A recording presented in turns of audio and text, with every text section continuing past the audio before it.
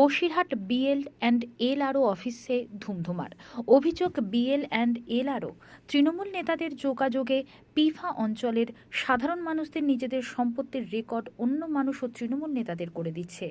আর আজ বসিরহাট সদরের মধ্যে অবস্থিত এই অফিস রণক্ষেত্র আকার ধারণ করল।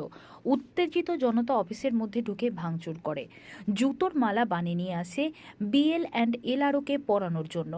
উত্তেজিত জনতা বিএল অ্যান্ড এলআরওকে না পেয়ে আড়াইয়ের ঘরে ভাঙচুর চালায়, চোর চোর স্লোগান তোলে।